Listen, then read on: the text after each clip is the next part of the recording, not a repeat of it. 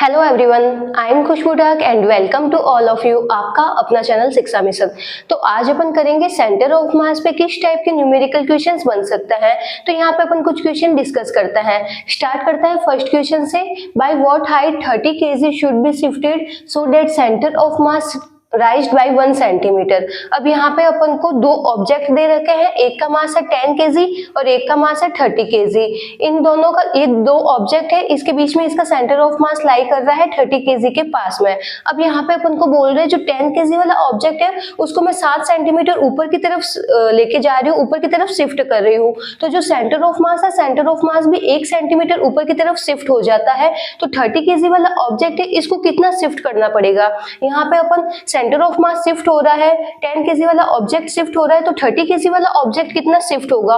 तो यहाँ पे अपन को निकालना है 30 kg ऑब्जेक्ट की शिफ्टिंग मुझे किस साइड में करनी है, ऊपर की तरफ करनी है या नीचे की तरफ करनी है, कि सेंटर ऑफ मास 1 सेंटीमीटर ऊपर की तरफ शिफ्ट हो जाए। तो यहाँ पे अपन इसको मान लेते हैं m1 ऑब्जेक्ट और इसको मान लेते हैं m2 object. Centre of mass अपन निकालते हैं r centre of mass is equal to m1 r1 plus m2 r2 upon m1 plus m2। अब यहाँ पे अपन बात कर रहे हैं सेंटर ऑफ मास के शिफ्टिंग की, तो सेंटर ऑफ मास भी यहाँ पे शिफ्ट हो रहा है।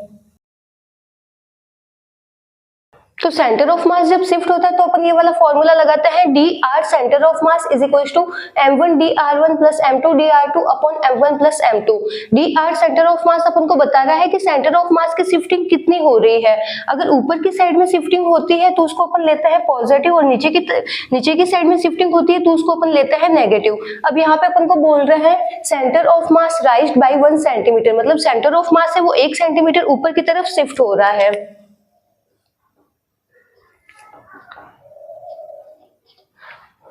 तो यहाँ पे सेंटर ऑफ मास की शिफ्टिंग अपन को मिल गई dr centre of mass is equal to 1 centimetre. अब यहाँ पे m1 की वैल्यू है अपने पास में 10, dr1 मतलब m1 ऑब्जेक्ट है उसको मैं कितना शिफ्ट कर रही हूँ, तो उसको मैं 7 सेंटीमीटर ऊपर की तरफ लेके जा रही हूँ। तो dr1 की वैल्यू अपन को मिल गई यहाँ पे 7। m2 ऑब्जेक्ट का मास कितना गिवन है अपन को 30 kg। अब इसकी अपन को यहाँ पे शिफ्टिंग निकालनी है, तो इसको अपन ऐसे ही ले लेंगे dr2 upon m1 plus m2। तो ये जो फॉर्मूला है इसमें अपन वैल्यू पुट करेंगे और सॉल्व करते हैं।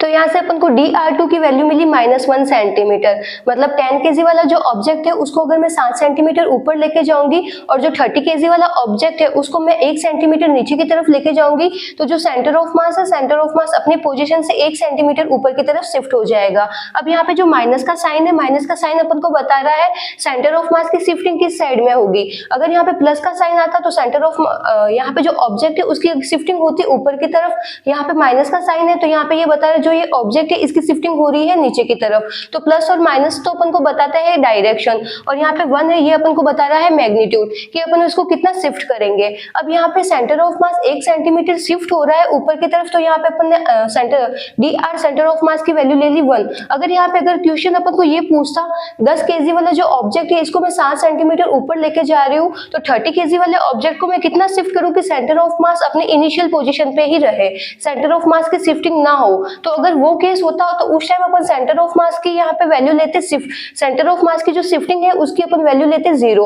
अब एक और क्वेश्चन कर लेते हैं इसमें। यहाँ पे जो 10 kg वाला ऑब्जेक्ट है इसको मैं 7 सेंटीमीटर ऊपर की तरफ लेकर जा रही हूँ, और 30 kg वाले ऑब्जेक्ट को मैं कितना शिफ्ट करूँ कि जो सेंटर ऑफ मास है वो इसी पोजीशन पे रहे, सेंटर ऑफ मास अपनी पोजीशन से शिफ्ट ना हो। तो अब अपन करते हैं सेकंड केस को solve. Centre of mass does not shift, तो यहाँ पे सेंटर ऑफ मास की शिफ्टिंग का फॉर्मूला क्या है, dr centre of mass is equal to m1 dr1 plus m2 dr2 upon m1 plus m2। अब यहाँ पे सेंटर ऑफ मास शिफ्ट नहीं हो रहा है तो यहाँ पे dr सेंटर ऑफ मास की जगह अपन वैल्यू पुट कर देंगे 0। m1 की वैल्यू अपने पास में कितनी है 10, m1 ऑब्जेक्ट को अपन कितना शिफ्ट कर रहे हैं 7 सेंटीमीटर, m2 ऑब्जेक्ट की वैल्यू कितनी है अपने पास में 30, और m2 ऑब्जेक्ट को कितना शिफ्ट करना है ये अपन को निकालना है dr2 upon m1 plus m2। अब इसको जब अपन सॉल्व करेंगे तो अपन के पास में dr2 की वैल्यू आ जाएगी, तो वो अपन को बताएगी कि 30 kg वाले ऑब्जेक्ट को मैं कितना शिफ्ट करूं कि सेंटर ऑफ मास अपनी इनिशियल पोजीशन पे ही रहे।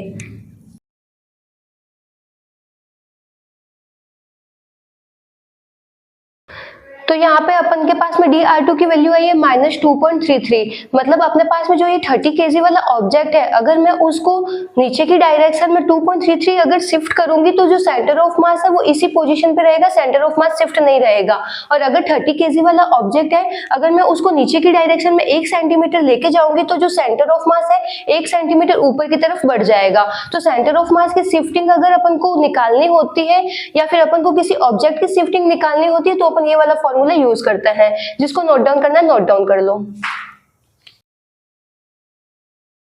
नेक्स्ट क्वेश्चन देखते हैं। तो नेक्स्ट क्वेश्चन है, in a gravity free space ice melt, find by what height centre of mass shift. अब यहाँ पे अपन को एक आइस क्यूब दे रखी है, उसकी साइड अपन को गिवन है L। अब यहाँ पे अपन को बोल रहे हैं अपन को एक ग्रेविटी फ्री स्पेस दे रखा है। अब ग्रेविटी फ्री स्पेस मतलब वहां पे ग्रेविटी एक्ट नहीं कर रही है। ग्रेविटी की वजह से क्या होती है, चीजें नीचे की तरफ जाती है। कोई भी चीज अगर नीचे की तरफ जाती है तो वो क्यों जाती है, ग्रेविटी की वजह से जाती है। अब यहाँ पे अपन को जो सरफेस दे रखी है वो दे रखी है ग्रेविटी फ्री स्पेस, मतलब वहां पे ग्रेविटी एक्ट नहीं करेगी। तो ग्रेविटी एक्ट नहीं करेगी तो चीजें नीचे की तरफ नहीं जाएगी। अब यहाँ पे जो आइस है, आइस मेल्ट हो रहा है, बर्फ पिघल रही है, लेकिन बर्फ पिघल रही है, लेकिन ये जो बर्फ पिघलने के बाद जो पानी बनेगा वो पानी नीचे की तरफ शिफ्ट ही नहीं होगा, क्योंकि यहाँ पे ग्रेविटी एक्ट ही नहीं कर रही है। तो बर्फ पिघल जाएगा और जो पानी है, पानी भी अपनी जो इनिशियल पोजीशन होगी वो वहीं पे रहेगा। और अगर पानी नीचे की तरफ शिफ्ट नहीं होगा तो सेंटर ऑफ मास भी शिफ्ट नहीं होगा। तो इसमें जो सेंटर ऑफ मास है ऑब्जेक्ट का, वो सेंटर ऑफ मास शिफ्ट नहीं होगा, क्योंकि इसका रीजन ये है क्योंकि अपन को जो सरफेस दे रखी है वो ग्रेविटी फ्री सरफेस है। ग्रेविटी वहां पे एक्ट ही नहीं कर रही है, तो बर्फ पिघलकर पानी बनेगा और पानी नीचे की तरफ शिफ्ट ही नहीं होगा। तो इसका आंसर है centre of mass does not shift.